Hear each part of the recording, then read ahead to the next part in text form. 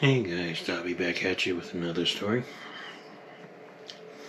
It was a slow Tuesday at a suburban shop known for hybrid work. The tech, Alex, a self-proclaimed Prius whisperer with the years of Gen 2 and 3 experience, gets a 2008 Toyota Prius towed in with the classic red triangle of death on the dash in a check hybrid system warning. The owner, a yoga instructor named Lisa, explains it suddenly lost power on the highway, went into limp mode and wouldn't accelerate past 25 miles per hour. It felt like the battery died, she says, but I just had the 12-volt replaced last month. Alex nods knowingly. Classic hybrid battery pack failure. Those nickel metal hydride cells degrade after 150,000 miles.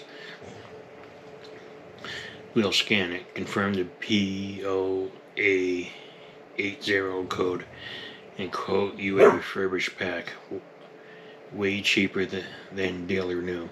He tows it inside, hooks up the scan tool, and sure enough, hybrid battery deterioration codes galore. He pulls the rear seat, opens the battery compartment, and that heavy orange high voltage monster in the trunk area, and starts testing individual modules with his fancy hybrid battery analyzer. With some assistance from a pug pickle mix, chasing a fly.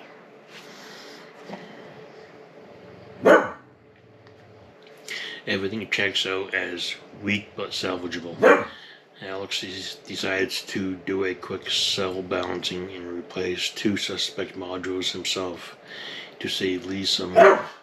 He disconnects the high voltage Severus plug, the bright orange one that safely kills the 200 plus volts.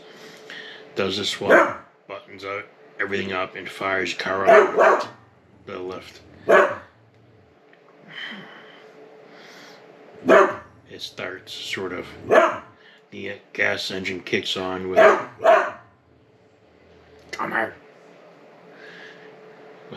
high pitch. The engine kicks on with a weird high-pitched whine. The electric motor hums, but then the whole car starts shuddering like it's having a seizure. The dash lights up like a Christmas tree. New codes for inverter failure, MG1, MG2. Motor generators issues. And something about unable to maintain battery SOC. Alex scratches his head. Must be a loose connector from the swap. He double checks everything, clears the codes, and tries again. This time the car lurches forward on the lift. Bad idea in hindsight. Nearly tips the alignment rack off, and the high voltage contactors start clicking like popcorn. Alex kills it fast. That's when he notices the real problem. In his haste, he had reinstalled the high voltage Severus plug upside down. Not only that, but during the module swap, a tiny bit of debris has shredded out one of the bus bars. And the car's sophisticated hybrid control system was now in full protect the human's meltdown mode, thinking the battery was about to explode. Worse, the Prius's computer had gone into a locked failsafe state that required a dealer-level tech stream tool to reset properly. Alex didn't have one. The car was now completely dead. No start, no dash lights, just a silent brick with 200 volts of trapped anger somewhere in the system. Lisa shows up 2 hours later for a quick fix. Alex, sweating through his shirt, explains the situation, while the car sits there like a very expensive paperweight. Lisa, being eco-conscious, starts panicking about toxic battery chemicals leaking and calls her husband, who happens to be a lawyer. The husband arrives and immediately starts filming everything for insurance purposes. To fix it, Alex had to call in a favor from a Toyota dealer tech buddy who brought the magic laptop. They spent another 3 hours safely discharging the system. flipping the plug the right way and reprogramming the hybrid ECU. Total bill, what started as a $1,200 module job, ballooned to a $2,800 after labor, the reset, and full system health check. The Chevy on top. While all this was happening, the shop's other tech was working on a regular gas car nearby. That car backfired loudly once. Bang! And the Prius, still partially powered, immediately threw even more codes, as if it had a PTSD from the noise. Alex later admitted he had hybrid hubris. He assumed he knew the quirks, but every hybrid has its own personality, and this one decided to throw a tantrum. Lisa ended up with a car that ran better than new. The balancing actually helped, but she nicknamed it the Drama Queen and started bringing it in with goods as a peace offering.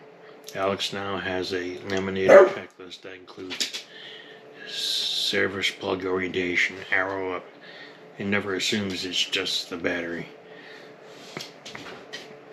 Moral of the story: hybrids aren't just regular cars with a fancy battery.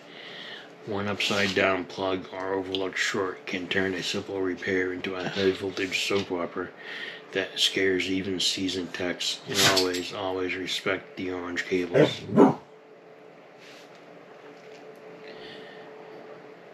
Thanks for listening, guys.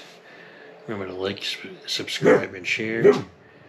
Gomer has a lot to say today, and wants to read you the story himself, apparently, and tell you about his fly catching adventures.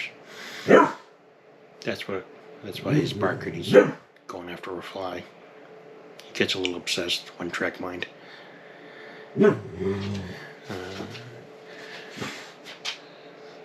Remember to thumbs up, thumbs down, whatever floats your boat, and I'll see you in the next one. Bye.